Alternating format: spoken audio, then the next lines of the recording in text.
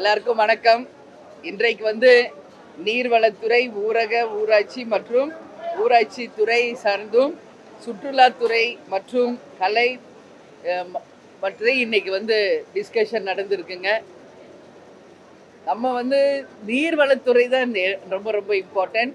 ஏன்னா இன்னைக்கு நீரின்றி அமையாத உலகுன்னு நாம் ஏற்கனவே சொல்லியிருக்கேன். ஸோ அதற்கு தமிழ்நாட்டில் இருக்கிற எல்லா நதிகளை முதல்ல இணைக்கணும். அதே மாதிரி இன்னைக்கு நம்ம எல்லாரும் சென்னையில் இருக்கோம். இங்கே இருக்கின்ற நம்மளுடைய கூவம் மற்றும் அடையாறு ஆறுகள் சீரமைக்கப்பட்டு இப்போ வெளிநாடுலலாம் இருக்கிற மாதிரி, வெனிஸ்ல எல்லாம் இருக்கிற மாதிரி ஒரு சிறந்த அது நதியாக இருந்தது, இன்னைக்கு கூவம் மாறிடுச்சு. அதை மீண்டும் அதை புதுப்பிக்கணும். இது போன்ற கருத்துகள். அது மட்டும் இல்லை, இன்னைக்கு சென்னை மகாபலிபுரம் மற்றும் பாண்டி வரைக்கும் க்ரூஸ், அதாவது போட்டு அந்த ஷிப்பு மாதிரி விடுறேன்னு சொல்லியிருக்காங்க. இதெல்லாம் ஒரு நல்ல ஸ்கீம். அதெல்லாம் வரணும்னு சொல்லி இந்த நேரத்தில் நான் கேட்டுக்கிறேன். அதே மாதிரி நம்மளுக்கு மெட்ரோ ட்ரெயின் மாதிரி மெட்ரோ வாட்டரில் மெட்ரோ அதுவும் சொல்லியிருக்காங்க. இதெல்லாம் வந்தால் நல்ல விஷயமா இருக்கும். பட் எல்லாமே அறிவிச்சிருக்காங்க. நம்ம பொறுத்திருந்து பார்ப்போம். இதெல்லாம் வரணும்னு சொல்லி நான் இந்த நேரத்தில் கேட்டுக்கிறேன். அதே மாதிரி என்னுடைய தொகுதியில் பார்த்தோம்னா நிறைய விஷயம் இருக்குது. உங்கள் எல்லாருக்கும் தெரியும், விருதுகிரீஸ்வரர் ஆலயம் இருக்குது.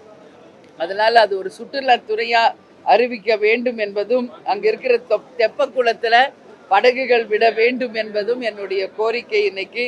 அதே மாதிரி நிலத்தடி நீர், இன்னைக்கெல்லாம் பார்த்தா 100 அடி 200 அடி போர் போட்டால் கூட தண்ணி கிடையாது நிலத்தடியில். ஸோ அந்த நிலத்தடி நீரை உறுதி செய்வதற்கு எல்லா இடத்துலையுமே ஏரிகள் குளங்கள் தூர்வாரப்பட்டு அந்த நீர் தேக்கம் செய்யும் போது தான் நிலத்தடியில் நீர் நிச்சயம் உருவாகும். அது மட்டும் இல்லாமல் குடிக்கிறதுக்கும் தொழில்களுக்கும் விவசாயத்திற்கும் அதன் மூலம் நம்மளால் தண்ணீரை கொண்டு வர முடியும். எனவே நிச்சயமாக தூர்வாரப்பட வேண்டும் என்பது மிக மிக முக்கியமான ஒரு கருத்து. இன்னைக்கு டேம்ஸ் இருக்குது, அதெல்லாம் தூர்வாரியே பல வருஷம் ஆயிடுச்சு. ஸோ எல்லா இடமும் தூர்வாரி வருகின்ற மழைக்காலத்திற்குள்ள எல்லா இடங்களிலும் நீர்நிலைகளை உயர்த்துவதற்கு நிச்சயமாக இந்த ஆட்சி எல்லா விதத்திலும் இப்போ இருந்து முன்னெச்சரிக்கை நடவடிக்கை எடுக்க வேண்டும் என்றும், என்னுடைய தொகுதியான புலியூர், பவழங்குடி, கட்டியநல்லூர் போன்ற ஊராட்சி பகுதிகளில் பொதுப்பணித்துறை சார்பாக பணிகளை செய்து தரணும் என்றும், சிந்தலூர் ஏரியை ஆழப்படுத்தி தர வேண்டும் என்பது போன்ற விஷயத்தை நம்ம சொல்லியிருக்கோம். நம்மளுடைய விருதாச்சலத்தில் பார்த்தீங்கன்னா மணிமுத்தாறு, அதுதான் மிகப்பெரிய ஒரு ஆறு. ஆனால் இன்னைக்கு பார்த்தோம்னா அந்த டவுனில் இருக்கிற குப்பைகள்லாம் கொண்டு போய் அந்த ஆற்றுல கொட்டுறாங்க. நிலத்தடி நீர் மாசோடு இல்லாமல் மணிமுத்தாறுமே முழுவதுமாக மாசு அடைகின்ற ஒரு நிலையெல்லாம் இருக்குது. ஸோ இதெல்லாம் கரெக்டாக ஒரு சிஸ்டமேட்டிக்காக பண்ணி குப்பை கூலங்களை அகற்றி அந்த மணிமுத்தாறை எல்லா விதத்துலேயுமே பாதுகாத்து கரைகளை பலப்படுத்தி அந்த நதிகளை நிச்சயம் ஆறுகளையும் ஏரிகளையும் குளங்களையும் சரி செய்தாலே நிச்சயம் நம்மளுடைய நீர் தேவையை நாம் நிறைவேற்ற முடியும் என்பதையும் இந்த நேரத்தில் இந்த நீர்வளத்துறை, சுற்றுலா மற்றும் ஊரகத்தை பற்றி நான் சொல்லுகிறேன். அது மாதிரி இன்னைக்கு வெளிநாடுகளுக்கு இணையாக நாமும் தன்னிறைவு பெற்ற நாடாக மாறணும் அப்படின்றதா இன்னைக்கு என்னுடைய கருத்து. இன்னைக்கு மற்றவர்களுக்கு வாய்ப்பு கொடுக்கறதுனால எனக்கு இன்றைக்கு வாய்ப்பில்லை. நாளைக்கு நான் துறை சார்ந்து, உணவுத்துறை சார்ந்த மானிய கோரிக்கையில் நாளைக்கு பேச இருக்கிறேன். நாளைக்கு கவன ஈர்ப்பு தீர்மானமும் வருகிறது. ஸோ நாளைக்கு என்னுடைய உரையை நான் ஆற்ற இருக்கிறேன். நீங்கள் எதுவும் கேள்வி கேட்கணும்னா கேளுங்க. ஆமாங்க, ஆமாம். இன்னைக்கு எல்லா எம்எல்ஏஸ்க்கு வாகனம் அறிவிச்சிருக்காங்க. அதில் 2 விஷயம் இருக்குது. ஒரு பக்கம் நம்ம வரவேற்போம், எடுத்தவுடனே நம்ம தப்பாக சொல்ல வேண்டாம். அவர் ஒரு பெரிய மனசோட இன்றைய முதல்வர் விஜய் அவர்கள் அனைத்து சட்டமன்ற உறுப்பினர்களுக்குமே வாகனம் அறிவிச்சிருக்காரு. இது ஃபர்ஸ்ட் டைம், எந்த சிஎம்மும் பண்ணாதது பண்ணியிருக்காரு. வாழ்த்துக்கள். இதுக்கு மொத்தம் ஒரு 150 கோடி ரூபாய்க்கு மேலே கவர்மெண்ட்டுக்கு செலவு இருக்குது. ஏன்னா மாத செலவு இருக்குது, வருஷ செலவு, வாகன செலவு. ஆனால் என்னோட மைண்டில் என்ன தோணுதுன்றதை நான் சொல்கிறேன். கேப்டன் எப்படி திங்க் பண்ணுவாரோ அப்படி தான் நானும் திங்க் பண்ணுவேன். இன்றைக்கி பல்வேறு பிரச்சனைகள் தமிழ்நாட்டில் இருக்குது. இன்றைக்கி சட்டமன்ற உறுப்பினர்களாக இங்கே வர்றவங்களுக்கு ஒரு 90%க்கு எல்லாருக்குமே வண்டி இருக்குது, எல்லாருக்கும் இருக்குது. புதிதாக தாவேக்கா இது போன்ற தாவேக்கால நிறைய பேருக்கு இல்லை, அது தெரியுது. ஒரு சிலருக்கு இல்லை. பட் இதனால் வந்து ஒரு 150 கோடி ரூபாய் இதுக்கு இன்வெஸ்ட் பண்ணியிருக்காரு முதல்வர். அதை நம்ம ஒரு பக்கம் வரவேற்போம். அது ஒரு பக்கம் இருந்தாலும் மற்ற விஷயங்களிலும் கவனம் செலுத்தணும். இன்னைக்கு விவசாயிகள், நான் இப்போ கிராஸ் பண்ணி வர எல்லா விவசாயிகள் நிற்கிறாங்க. அவங்க சொல்கிறாங்க, முழு கடன் தள்ளுபடி பண்ணுவாங்கன்னு எதிர்பார்த்தோம், நீங்கள் மட்டும்தான் அதை பற்றி பேசிக்கிட்டு இருக்கீங்க அப்படின்றாங்க. ஸோ அந்த மாதிரி விவசாயிகள், ஏழைகள் உண்மையாக தேவை இருக்கிறதுக்கும் அந்த பணத்தை வந்து ஒதுக்கி முழு கடன் தள்ளுபடி செய்திருந்தால் விவசாயிகளுக்கு அது மிகப்பெரிய ஒரு வரவேற்பை பெற்றிருக்கும். அது ஒட்டுமொத்த விவசாயிகளும் சரி, தமிழக மக்களும் அதை வரவேற்றிருப்பாங்க என்பதை முதல்வர் கவனத்துக்கு நான் கொண்டு போக விரும்புகிறேன். அதனால இது போன்ற நம்மளுடைய மக்கள் தேவையே இன்னைக்கு நிறைய இருக்கு. வேலை வாய்ப்பு ஒரு பக்கம், இன்ஃப்ராஸ்ட்ரக்சரு, இந்த மாதிரி விவசாயிகளுடைய பிரச்சனை, இது எல்லாமே நிறைய இருக்கு. ஸோ அதுலேயும் வந்து முதல்வர் கவனம் செலுத்தணும்னு நான் கேட்டுக்கிறேன்.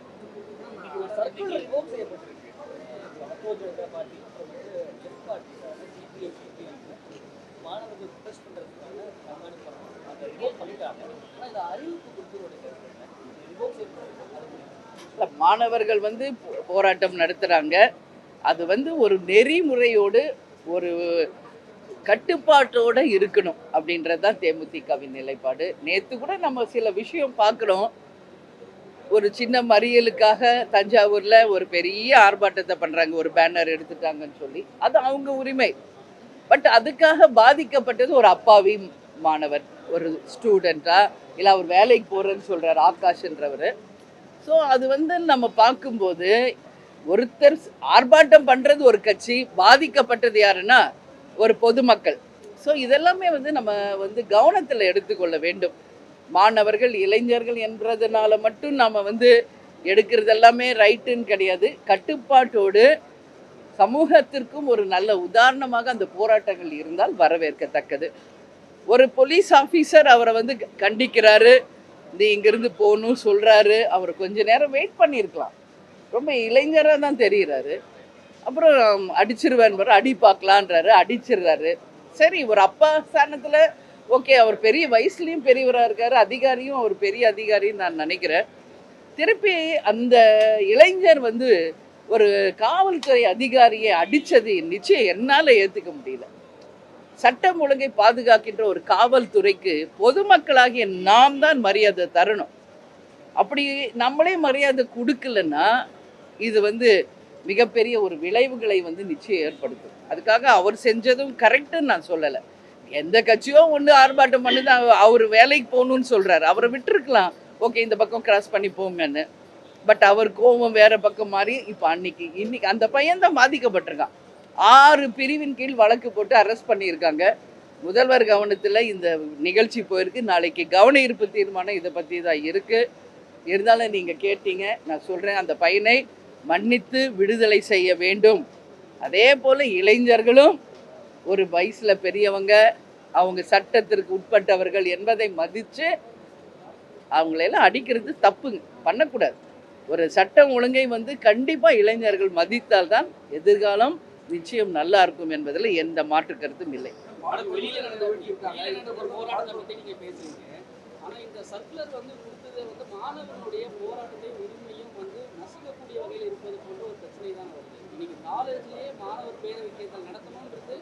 எல்லாமே ஃபாலோ பண்ணுறாங்க, இல்லை கோர்ட்டு கைட்லைன்ஸ் இருக்குது. நீங்கள் வந்து இந்த போட்ட சர்க்குலரே வந்து மாணவர் போராட்டத்தை தடுக்கணும் அப்படின்ற மாதிரி தானே இருக்குது. காக்ரோச் ஜனதா பார்ட்டி வந்து மத்திய அமைச்சரை பதவி நீக்கம் செய்யணும் போராட்டம்லாம் நடத்தி வெற்றி பெற்றிருக்காங்க. அப்போ இது தமிழ்நாட்டில் இந்த போட்ட சர்க்குலர் வந்து மாணவர்களுடைய உரிமையும் போராட்டத்தையும் பாதிக்கக்கூடிய வகையில் அதுதான் இல்லை. இது வந்து ஜனநாயக நாடு, எல்லாருக்கும் உரிமை உண்டு. அவங்கவுங்க ஒரு விஷயத்துக்காக போராடுறது, அவங்க கருத்து முன்னுரிமை கொடுப்பது, பேசுறது, எல்லாருக்குமே வந்து இங்கே உரிமை உண்டு. அது ஒரு கட்டுப்பாட்டை மீறி, ஒரு வரம்பு மீறி போகும்போது அரசாங்கமும் ஜுடிஷியரியும் காவல்துறையும் அதை கையில் எடுக்க வேண்டிய ஒரு கட்டாயத்துக்கு தள்ளப்படுறாங்க. அதனால தான் சொல்கிறேன், இளைஞர்களுக்கு மிகப்பெரிய எதிர்காலம் இருக்குது. அதை ஒரு நெறிமுறையோடு நீங்கள் செய்யும்போது அதை மக்களும் வரவேற்பாங்க, உங்களுக்கும் அதனால நல்லது நடக்கும், ஒரு நல்ல எதிர்காலமும் வருன்றதான் என் கருத்து. அதிமுக சார்பாக கவன ஈர்ப்பு தீர்மானம். ஆமாங்க. இல்லை, அவங்க வந்து மெயினாக சொல்கிறதே வந்து இன்னைக்கு ஊழல் இல்லாத ஒரு நேர்மையான ஆட்சி அப்படின்றத அவங்க வலியுறுத்திக்கிட்டே இருக்காங்க. தமிழ்நாட்டில் முதலில் லஞ்சம் ஊழல் இல்லாத நேர்மை ஆட்சின்னு சொன்னவர் கேப்டன் தான். இன்னைக்கு அதை நம்மளுடைய இன்றைய முதல்வர் விஜய் அவர்கள் அதை வலியுறுத்தி ஊழல் இல்லாத ஒரு ஆட்சியை கொடுக்க போகிறோம், ஒரு ரூபா கூட யாரும் ஊழல் செய்ய மாட்டோம், அதில் உறுதியாக இருக்கும், அடிக்கடி அவங்க சொல்கிறதை வரவேற்கிறோம்.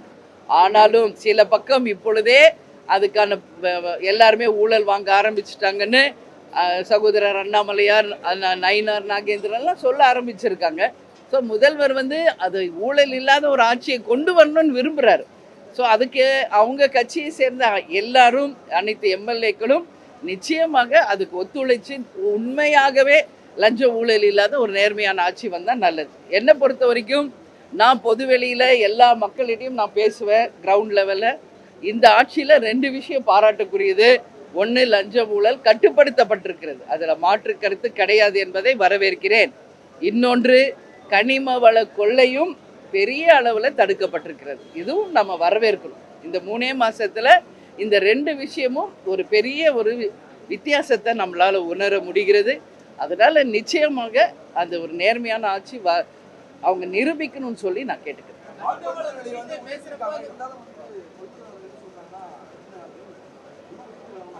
அது அட்லீஸ்ட் என்ன ஒரு 3 ரூபாய் உயர்த்தியிருக்காங்க. பட் இன்னைக்கு இருக்கின்ற அந்த மாட்டு தீவனமாகட்டும் செலவுகள் அவங்களுக்கு அதிகமாக இருக்கிறதுனால அந்த 3 ரூபாவை இன்னும் ஒரு 6 ரூபாய் 7 ரூபாய் இல்லை 10 ரூபாய் வரைக்கும் உயர்த்தியிருந்தா அந்த பால் வந்து கொள்முதல் செய்கிறவங்களுக்கு ஒரு பெனிஃபிட்டாக இருந்திருக்கும். அதுதான் நான் சொல்கிறேன். இப்போ இந்த கார் போன்ற ஸ்கீமுக்கெல்லாம் பார்த்தீங்கன்னா இந்த மாதிரி ஏழைகளுக்காக அது பண்ணியிருந்தா இன்னும் வரவேற்கக்கூடிய ஒரு விஷயமா இருந்திருக்கும் என்பதை என்னுடைய கருத்து, தேமுதிகவின் கருத்து.